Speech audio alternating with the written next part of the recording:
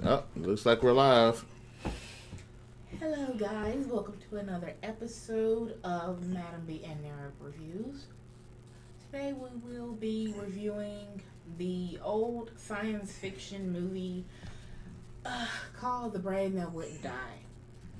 Otherwise known as The Head That Wouldn't Die. Yes. The Brain That Wouldn't Die is directed by Joseph Green, produced by Rex Carlton and Mort Landberg. It's starring Jason Evers, Virginia Leith, and Eddie Carmel. Did I say Carmel? Yes, Carmel. Caramel.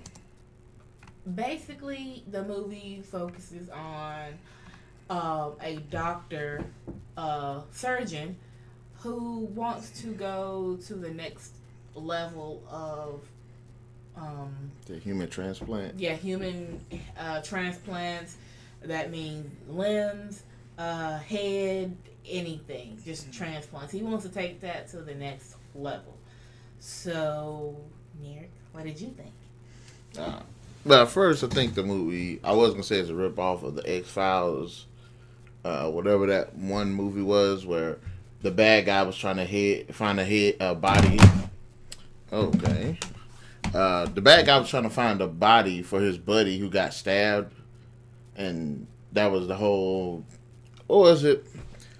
I can't remember what that movie was, but it sucked. And they found the guy that was psychically linked to the dude that was doing the killings and the kidnappings and stuff. Mm-hmm. And that person was trying to find a suitable body for, I guess, his buddy, his partner who got stabbed. And the only thing left of him was his head. I guess he cut his head off, and but he was trying to put it onto another person's body. As far as the premise of the movie, I actually think it's an interesting premise, to be honest.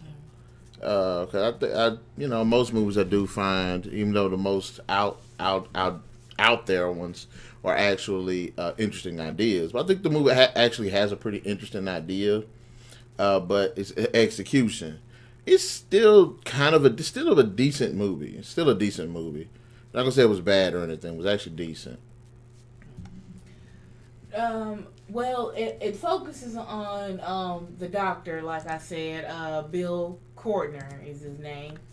It starts off him saving a patient that his father couldn't save. He wants to go to the next level of all the experiments he's been doing. So he saves the patient from the beginning because all he did was just kept pumping his heart. So I mean that's pretty well and done, I guess. But his father didn't know that he was doing other things like outside of the hospital. He was taking actually dead limbs and putting them on dead people and trying to reanimate them so they can be together as one. It doesn't exactly go the way he's planned. So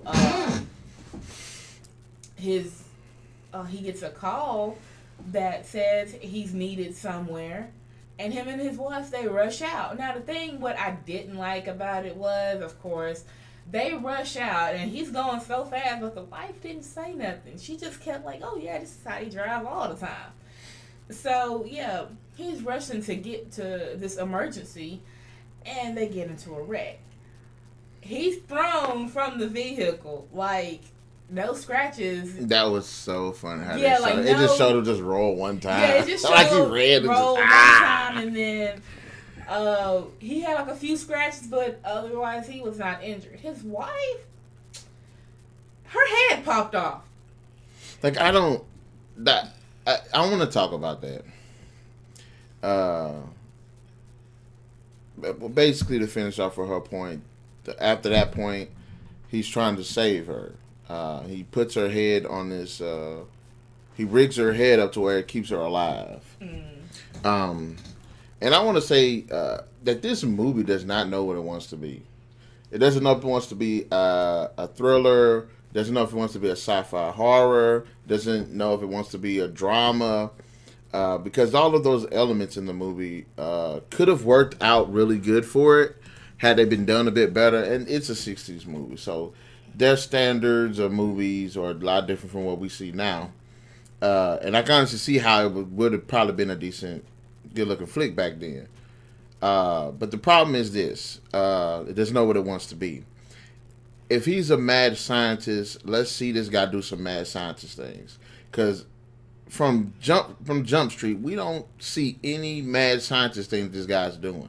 Right. The only time they even do anything worth mentioning him being a mad scientist is the freak in the closet, wherever the guy was, or wherever it was. It was just some limbs he had reattached to a body and reanimated them with a special serum he was working on, which that was what he used on the head to bring her back. Like outside of that, maybe, but you don't even see that. You don't see it. No. For all I know, for all we know, that guy could have just been living in the closet, and they just locked him in there. And also, there was literally no dialogue between the husband and wife after that accident. No. She spent most of the time either talking to the freak in the closet, or the dude who called his assistant. Yeah, his assistant. His assistant, Mr. Gimpy. Anthony LaPena, Kurt in the movie. Mr. Gimpy. So that there was that. I can understand him going out and trying to find a body for his wife, but it didn't seem like there was any sense of urgency. And like the X-File movie, the dude was just abducting people, trying to see if that would work. And I figured that's what he'd be doing. Like, if I'm trying to save my wife, and she only has, I don't know, a day to live, and you're trying to get her a new body, you're not going to spend your time just stalking. You're most likely either just going to pick up the purse, snatch the first person that you can get, or you're going to snatch a couple of people and see who's compatible. Yeah, he actually looked around and trying to decide which woman fit, I guess, which build, and then the look. Yeah, it wasn't compatible. His wife was fine. He wanted a fine body. Yeah. So. Basically. So like with that was pretty much an issue for him. But it was mostly the fact that there was no dialogue between these two. Because I could understand at first, it's like the RoboCop movie. And I brought this up when we watched it. And the RoboCop reboot or remake or whatever it is, there's one point in the movie he tells the doctor guy to let him see what his body looks like under the suit. Mm-hmm. And when he finally sees it, he cries and begs to die because there's literally almost nothing left of his body. The only thing that's left of his body is like his heart, his lungs, a hand, and that's about it. That's it. So in this movie, she's nothing but a head. So you will want to see her say that part where she's crying and she's like, "I want to die." There should be that. It should have been that. She opened her eyes and it was like no screaming, no crying. I can't feel my body. Like yes. Where am I really? It was really none of the proper reactions that you think a person like that would be in. And even if you say she might have been grateful to be saved, that there should have been that emotion, but it wasn't even really that. She was like, I was like, she didn't care. And the part where she was like, "I told you to let me die." I'm thinking about it. I'm like, she never said that in that movie, I don't think. And especially to him. No. Because she, like you said, she was talking to his assistant and telepathically and spoken to the whatever it was in the closet. So it's like she developed some kind of powers when he brought her back, which that wasn't really explained. I could kind of see it through the serum thing. You could say it's an after effect of an untested serum. But he used his serum on, like you said, Gimpy, but it didn't work. So he had to. He used it. He used like a less refined a version of it. He had a different version of it with the more, I guess, stronger or whatever. Anyway, besides that, him getting the women, I don't know. Like I said, if he was struggling to do this over a couple of day period, and he was trying every night. He was trying to lure women to see if he could do this. I've been all for it because it was a sense of urgency, and it would kind of tie into the whole. You see, this guy's a mad scientist because he's willing to kill to get this wife back, and it's a love story, but it's kind of a twisted one. And the movie, and even with their relationship, like you don't even buy it because. I don't know about the love story. I mean, he wanted to see if it would work. Because he went from, but none of his experiments so far have worked, but he thought, yeah, this would work on my wife. So, but none of it so far has worked, so I don't know what he thought he was trying to do.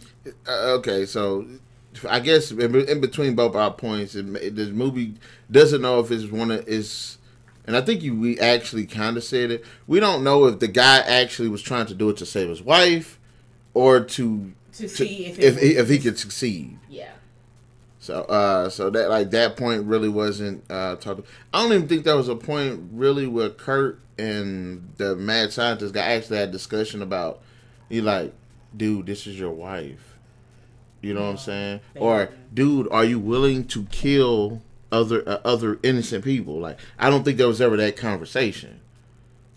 It was just back and forth with didn't have much of a really story or plot. Like I said, it was back and forth, and like I said, the whole head thing and the way it just came clean off. And then, of course, according to how long does the brain live after? I think it's 8 minutes.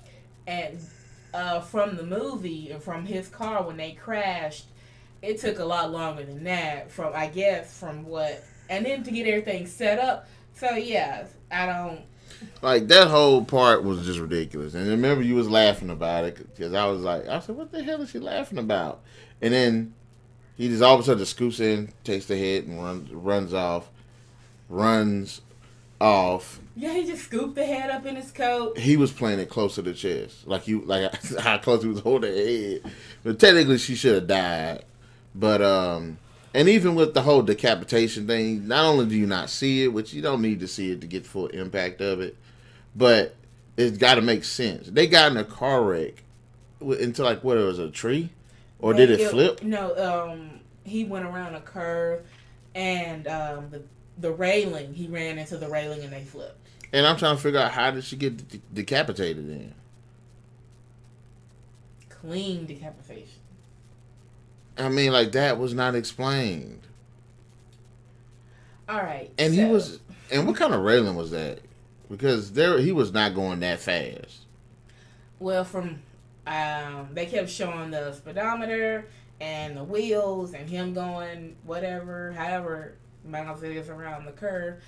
He was supposed to slow down, and I can understand if it was a bigger vehicle, maybe, but that vehicle that he was in is either he was clocking it faster than what we saw, or the railing thing was just not durable at all. It was like, it was kind of low. Even with that, like I don't understand how she even got decapitated. All right. Well, anyway, he's trying to snatch these women. None of them either. There's this one part where he goes for one, but her friend wanted to come along, so he couldn't do that. And then that part was hilarious. Tries to go for another one. I guess it didn't work out. Then he hears about this model who does private modeling sessions or whatever. So he goes to her, and she has a scar on her face. From I guess somebody burned her. It was like a fire or something. Yeah. So okay, he decides, that's gonna be her, and he tells her, well, yeah, I can fix it. Me and my father, we're doing reconstructive surgery every day. So of course, like that whole thing was so stupid, because I expected him to be just snatching people up. Like, chick walk by alley, he comes out with whatever that is, put over her mouth, drag into the darkness. Because again, it would show our sense of urgency. He's desperate. Mm-hmm. But no, he literally was trying to seduce women. I'm like, do you even? Not only did you decapitate your wife and bring her back, now you basically almost trying to cheat on her. It's like that whole bit again. If he was just snatching them up, desperately trying to save her, fine. But you literally took the time out to try to seduce the women. And that part with the woman on the street that he knew was hilarious. She was like, "Hey, won't you come on back with me? And you know what I'm saying? We can go do this." And she's like, "Yeah." And then some chick walked by. "Oh, hey, what do y'all do?" "Oh, we're going to go. I'm finna go with him to go do this. Do you want to come?" And he's like, his address is. Yeah, I was like, God, didn't they do it for a dude too? Wasn't there a dude walk by and did the same thing? I thought it was one more person that showed up. No, all I remember is him walking by and him driving up in his car. He sees a woman he knows. I'm like, okay, yeah, let's get the woman I know so the way it won't be, okay, I'm just taking this stranger or this chick that don't know me to my house. So get someone he knows, then all of a sudden she sees someone she knows and he was like, well, save it for later. I kind of want to say it was one more person showed up, and I think it was a dude. It was. I kind of want to say it was, but that right there was a bit of a good bit of humor. But honestly, like the movie just does not know what it wants to be because, like I said, if this was a science, and I understand this better, they got into the wreck, and she was dying. From a wound that she got from it, and he surgically severed her head to save her life because he was trying, so he's trying to save her life. But okay, why the head though? Because still to this day, I think they have not been able to successfully do a head transplant. Being as in the 60s. Why the head? It could have been. It goes back to the mad scientist part where you're saying this guy's ambition is so, and it shows how much of a kind of a monster he is. Because if that were to happen, it would be his wife is dying. He has this experiment where he wants to try it. It would have done better if it were the heart. That way, it could have showed over some time bodies showing up without a heart. I suppose that you could. I think the body still could keep going if you keep the blood pumping. So I can understand it, yeah. But this is the 60s, so they had stuff like that. I mean, the head that wouldn't die. I mean, the brain that wouldn't die. I mean, think about the reanimator. It plays along similarly to something like this. But I can understand. I can understand that at that point they'd be like, okay, well, her body's dying. I can't save her body. But I coincidentally have this program where I wanted to try to transplant a head. So if I could get her head, I know I could keep her head alive, but I want to see about getting her a new body. That would show that he's a dick. And it would play to the whole mad scientist thing. But because of the accident, it kind of took that option away. You don't get to see how much of a really a monster he is. Yes, him trying to stalk the streets. If he was snatching women up, yes, I would go with it because not only would it would show him to be an asshole, but it also showed this urgency. And it would play the question of, is he doing this because he loves his wife and he wants her to live, or is he doing this because he wants this to be a successful operation? Mm-hmm. So it would play better that way. And also her developing the psychic abilities, like that, it really wasn't important. If you think about it, yeah, she was talking to the thing in the closet, but it's like if she was talking to the thing in the closet, but the movie probably would have played out the same had she not been talking to the thing in the closet. All right, and the thing about it was whatever it was, like obeyed her every command, just did what she said. Like when he finally broke free in the end, she was like, kill him. Like, I mean, the only person that had any type of depth to them, honestly, was Kurt. Which was Gimpy. Mr. Gimpy. He about had the most depth. And sorry, that was the fine chick, model chick. She had the little scar right there. Get the hell out of here. I don't want to see that. I've seen a burn victim with a scar. If you want a burn victim with a scar, look at Two-Face from The Dark Knight. That would be more understandable. But like this movie, I could honestly see somebody rebooting this and with care actually make a successful movie. Not B-level. Somebody that actually gives a damn about their work and good actor. As far as the performances, I don't really think that was wrong with the performances. I just think the characters and just the movie was written really bad. And I'm reading, it says the monster, the one I mentioned was Eddie Carmel. He didn't have no role in it except for a little grunting because it says starring. No, it did not star Eddie Carmel. It should have been Jason, Virginia, and Anthony LaPena, which was Kurt. Oh, they just threw that in there just because it's a big name or a big name. Well, this was his first, first cinematic role.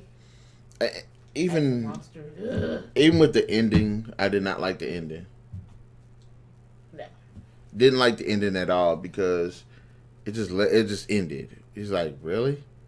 Maybe if the monster had taken the woman outside and the woman looked at him, reacted, and then the monster put her down and he walked back into the house to die, that would have been more of a satisfying ending than the monster takes the woman out, the head says, I told you to let me die, black. That's it. That's how the movie ends. And it's, it has what you said a little bit. The movie was ruined by lack of likable and intelligent characters and its inability to decide just how it wants to be taken. So they don't know. And like I said, it's an interesting movie, and if somebody were to get the rights to remake this and reboot it or whatever, I can actually see it being a really good thriller, a sci-fi thriller with horror. The doctor more taking on and kidnapping or killing or whatever. He didn't. To be a mad scientist, he didn't do much. He was just And then, like I said, the worst sin probably of the whole movie is the lack of communication between the two main characters. Yeah. This whole time, she should be begging. She should have been begging him to kill her, begging him not to do what he's planning to do. Have some dialogue. Please kill me. I know you love me. You want to save me, but don't. Just let me die. And he'd be like, no, I can't save you. Also read his thoughts. Which that didn't really play an important part in the movie at all.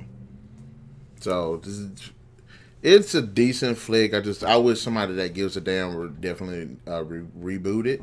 Probably need to come back. I would love to come back and have a discussion about who I think should be cast in the reboot, as well as who should direct it. But that's possibly something in the future to work on. But anyways, guys, final verdict. I probably have to just give it a 1. I'm a little bit more forgiving because I like the potential I see in it. So I'll give it a 2. 2 out of 5. But I guess that's it. Guys, in the comment section below, let us know, what did you think about the brain that won't die, or wouldn't die, or the head that wouldn't die, even though that title is clearly just misread. That title should go to it if her head is like messing with him and he's trying to kill her, right, and she won't die. That makes more sense. Like the Telltale Heart. But let us know in the comment section below, guys, what you think about that. Also, be sure to hit that like, share, subscribe, and that notification button to get the best what's going on here on the Narik Chase channel, as well as stay tuned on Tuesdays and Thursdays for more videos. Me and MademB will definitely catch you later. Peace out.